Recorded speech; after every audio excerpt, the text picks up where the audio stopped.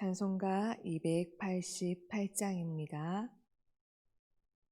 찬송가 288장입니다.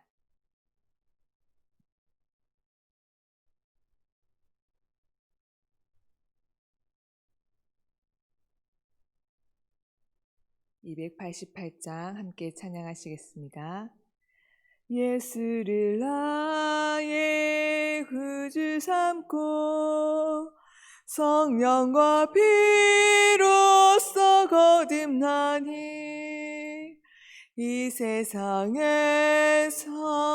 내 영혼이 하늘의 영광 누리도다. 이것이 나의 간증이요, 이것이 나의 찬송일세. 나 사는 동안 끊임없이 구주를 찬송하리로다.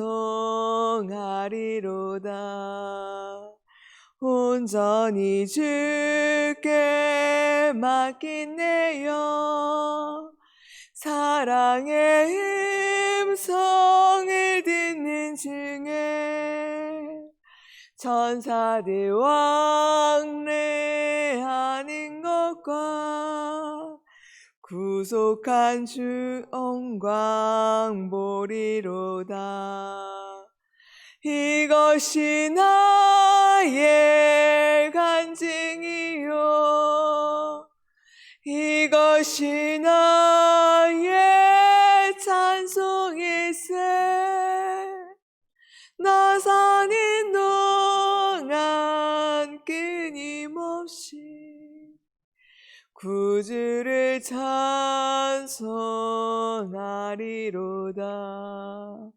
주 안에 기쁨 누림으로 마음의 평강이 잔잔하니 세상과 나는 간 곳 없고 구속한 주만 보이도다.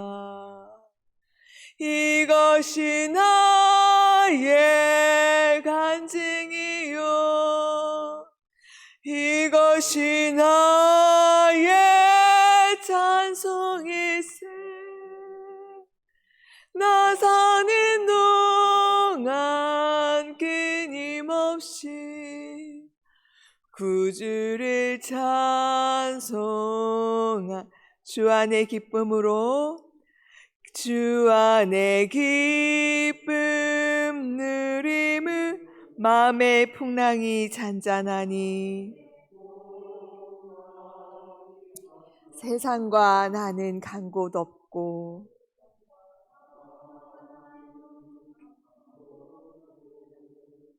구속한 주만 보이도다. 이것이 나의 간증이요, 이것이 나의 찬송일세.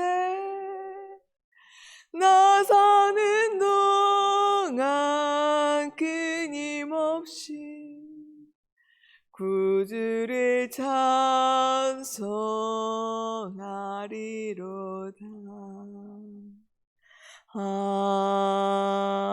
아멘. 아멘. 우리 함께 나눌 말씀 예레미야서 37장입니다. 예레미야 37장 1절부터 10절까지 말씀입니다. 예레미야 37장 1절부터 10절까지 말씀 교독하신 후에 10절 함께 읽도록 하겠습니다. 요시야의 아들 시드기야가 여호야김의 아들 고니야의 뒤를 이어 왕이 되었으니 이는 바벨론의 느부갓네살 왕이 그를 유다 땅의 왕으로 삼음이었더라.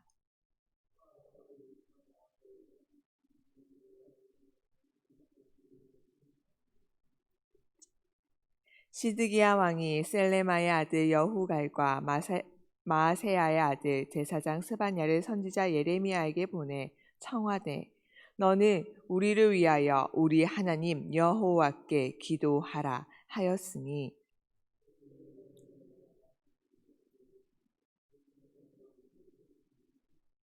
바로의 군대가 애굽에서 나오매 예루살렘을 에워쌌던 갈대아인이 그 소문을 듣고 예루살렘에서 떠났더라. 이스라엘의 하나님 여호와께서 이와 같이 말씀하시니라. 너희를 보내어 내게 구하게 한 유다의 왕에게 아뢰라. 너희를 도우려고 나왔던 바로의 군대가 자기 땅 애굽으로 돌아가겠고 갈대아인이 다시 와서 이 성을 쳐서 빼앗아 불사르리라. 여호와께서 이와 같이 말씀하시니라. 너희는 스스로 속여 말하기를 갈대아인이 반드시 우리를 떠나리라 하지 말라. 그들이 떠나지 아니하리라. 함께 읽겠습니다.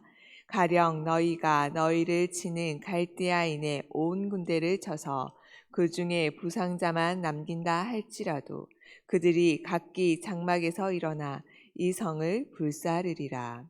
아멘. 예레미야에서는 크게 두 왕이 나옵니다. 여호야김과 시드기야라는 두 왕이 등장합니다.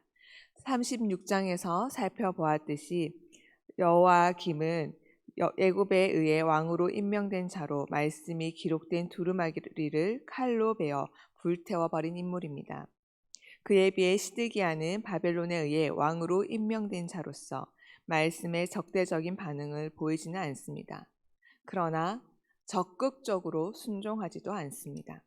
결과적으로 여호야김 왕이나 시드기야나 말씀에 불순종한 것은 마찬가지입니다. 1절입니다. 요시야의 아들 시드기야가 여호야김의 아들 고니야의 뒤를 이어 왕이 되었으니 이는 바벨론의 느부갓네살 왕이 그를 유다 땅의 왕으로 삼음이었더라. 본절에서 고니야라고 불리는 왕은 여호야김의 아들 여호야긴입니다. 그는 왕이 되어 3개월 동안 치리를 하다가 바벨론의 침공을 받아 포로로 끌려갔습니다. 그리고 바벨론 왕이 여호야긴을 폐위시키고 여호야긴의 삼촌이자 요시야 왕의 아들 시드기야를 왕으로 세웠습니다. 결국 시드기야는 바벨론의 꼭두각시가 되기 위해서 세워진 것이지요.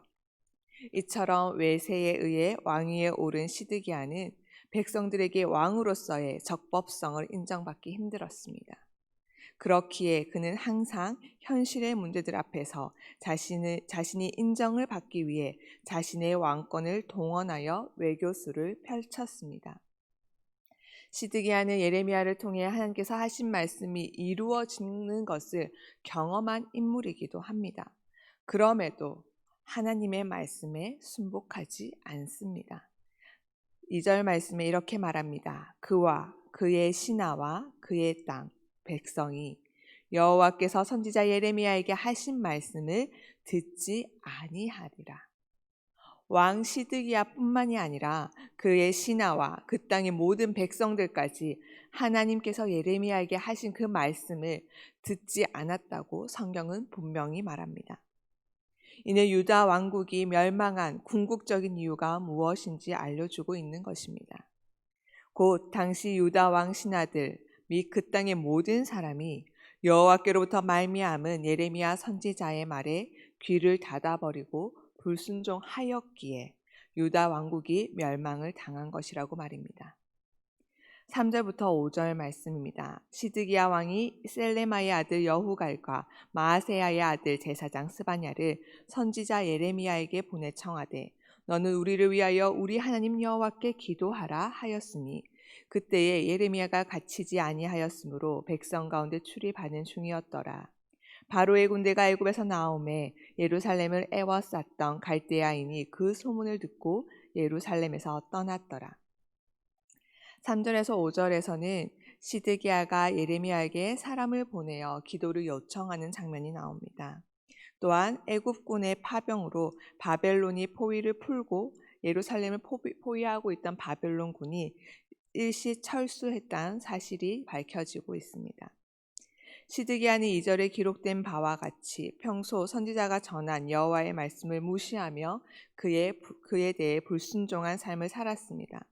그러나 정작 위기가 당면하였을 때에 이를 모면해 볼 심산으로 선지자 여호와께 기도해달라고 부탁합니다. 여호와를 무시하면서도 그 기도의 효력은 믿었던 것이지요.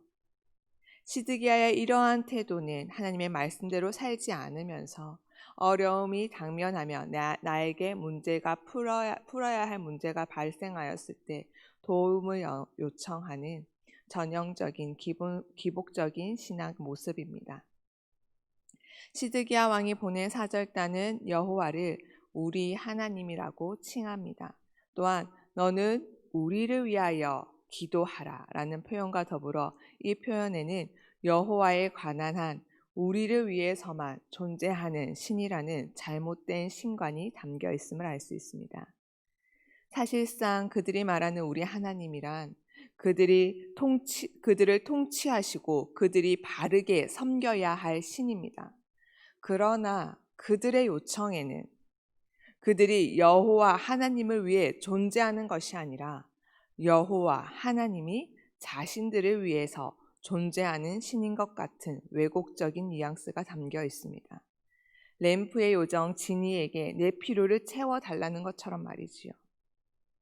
이런 신앙은 하나님의 긍휼로 혹 응답을 받는다 하더라도 그의 삶은 변화되지 않습니다.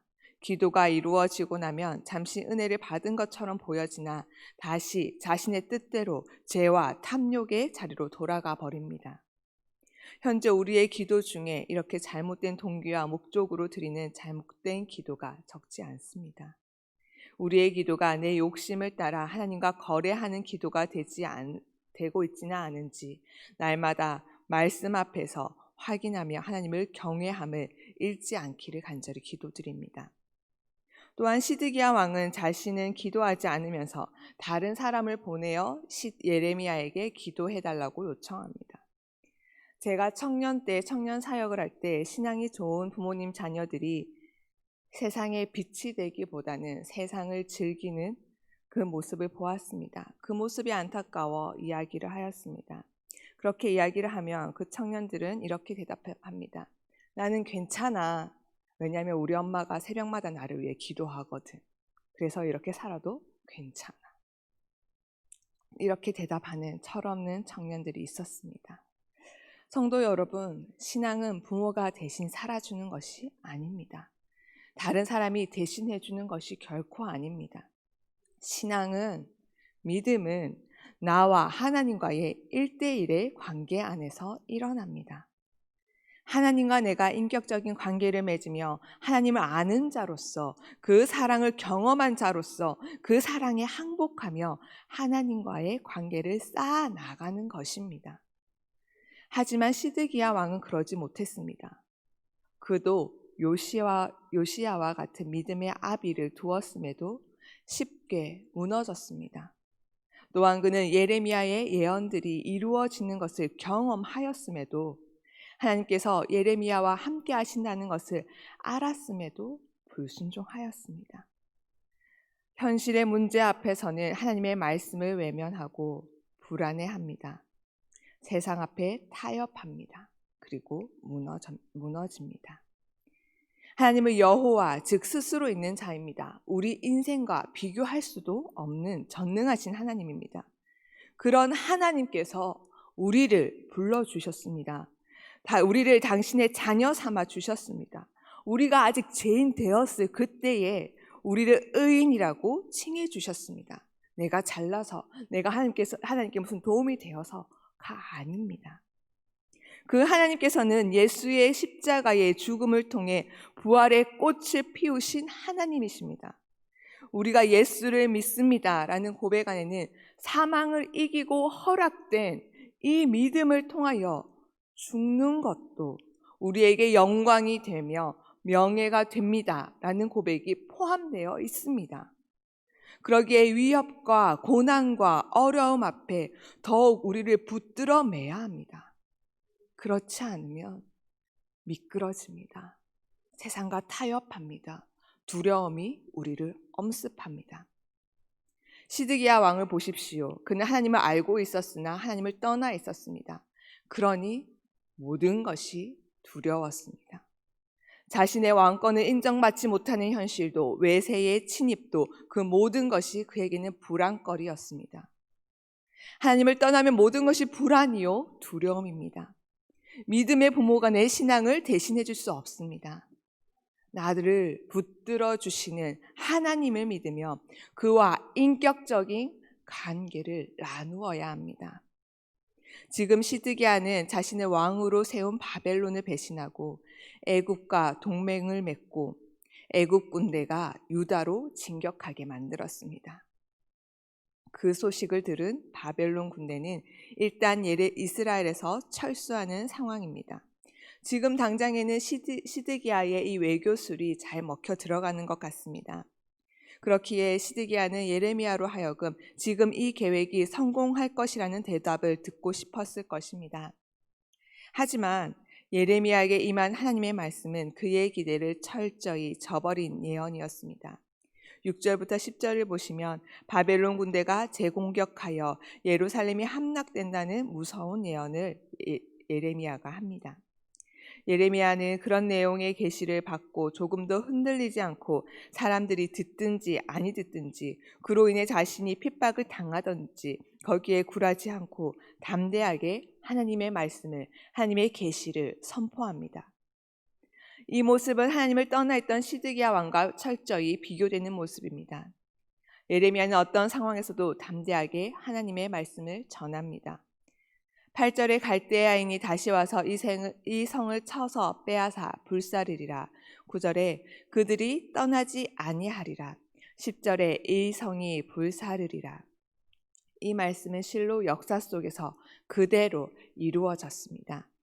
역사를 주관하시는 여호와 하나님께서 하나님을 떠나 두려움에 사로잡혀 잘못된 착각 속에 빠져있는 그들이 현실을 똑바로 직시할 수 있도록 예레미야를 통해 말씀해주고 계십니다.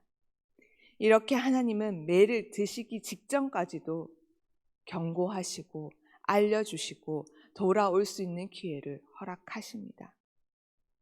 조금 멀리 떨어져 살펴보면 이 일을 이루는 주체는 바벨론이고 그 바벨론을 주관하시는 분은 하나님이심을 쉽게 알 수 있습니다.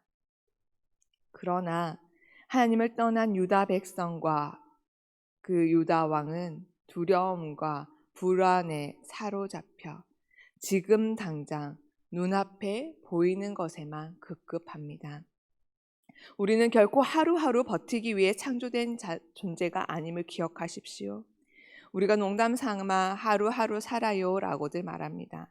이 말에는 지금 눈앞에 보이는 현실은 내 눈에 족하지 않으나 이 역사를 주관하시는 하나님이심을 믿고 이 하루도 믿음으로 살기 원한다는 고백인 줄 믿습니다. 역사 너머에서 주관하시는 하나님을 믿고 완벽할 수는 없지만 하나님 앞에서 그 중심에서 멀리 떠나지 않기를 항상 말씀 안에서 고민하고 씨름하시기를 바랍니다. 우리 가정에서, 우리 집안에서, 우리 교회에서, 우리 사회에서 하늘의 미랄로 썩어가는 것을 두려워하지 맙시다. 우리를 하나님의 일하심과 하나님의 하나님이 되심을 증거하는 일에 우리가 초대되었음을 기억하며 기뻐합시다. 감사함으로 그 훈련 감당하는 저와 여러분의 삶이 되기를 기도드립니다. 기도하시겠습니다. 하나님을 알지만 당장의 현실 앞에서 하나님을 떠나 불순종한 시드기야의 모습을 보여주심에 감사드립니다. 하나님, 우리 안에 하나님을 들어 알지만 현실의 문제와 상황 앞에서 하나님을 떠나 두려움과 불안에 사로잡혀 있을 때가 있음을 또한 기억합니다. 우리를 불쌍히 여기시고 하나님의 음성이 들려질 때에 들을 수 있는 귀를 열어 주시옵소서. 주님을 떠나 당장의 문제를 해결할지는 모르겠습니다. 하지만 그 길은 멸망의 길입니다. 어떤 상황과 고난이 닥친다 할지라도 하나님에게서 떨어지는 자 없게 하여 주시옵소서. 하나님, 혹 우리가 미끄러지더라도 곧장 돌아오게 도와주시옵소서. 우리에게 믿음의 복원력을 허락하여 주시옵소서. 주님과 인격적인 교제를 통하여, 사귐을 통하여 이 고난도, 이 아픔도 하나님께서 사용하심을 우리가 기억하며 우리에게 이 또한도 영광이 됨을 고백합니다. 우리를 훈련시키시고 그 훈련에서 도망치지 않고 잘 감당할 수 있는 힘을 허락하여 주시옵소서. 하나님, 명절을 앞두고 있습니다. 우리가 가족을 만나게 되고 가족과 더 많은 통화를 하게 되고 또한 이웃을 만나게 됩니다. 우리가 이 현실 앞에서 피하지 않게 하여 주시옵소서.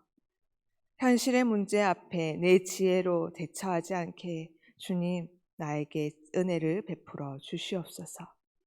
우리가 하나님의 미랄이 되기를 주저하지 않게 하시고 하나님께서 나를 이곳에, 이 집안에, 이 지역에, 이 땅에 나를 심으셨으니 우리가 죽을 때에 풍성한 열매를 하나님께서 맺게 해 주실 것을 우리가 믿습니다. 우리를 통하여 그리스도의 열매가 풍성히 맺혀지게 하여 주시옵소서. 하나님, 우리 안에 믿음이 약하여서 대신 믿어주는 그 부모님의 믿음을 의지한 채 내 마음대로 경솔하게 살아가고 있는 자들 있습니까? 하나님, 다시 한번 그 영혼에게 마음의 문을 두드려 주시옵소서. 다시 한번 예레미야와 같은 선지자를 하나님의 말씀을 붙여 주시옵소서. 그리고 간절히 바라옵기는 끝까지 시드기야와 같이 귀를 닫고 그 인생길로 달려가는 인생이 아니라 돌아서서 하나님께 항복하고 하나님께서 경고해 주시는 그 소리에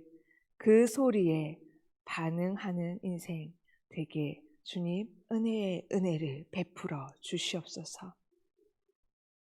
우리에게 이 은혜를 경험하게 해주신 은혜 감사드립니다. 우리가 그렇게 돌아온 자들이기에 다시 한번 그 영혼들을 위해 기도합니다. 주님 감사합니다. 우리를 불러주심에, 우리를 주의 자녀 삼아주심에, 끝까지 포기하지 않아주심에 감사드리며 이 모든 것 예수님 이름으로 기도드립니다. 아멘.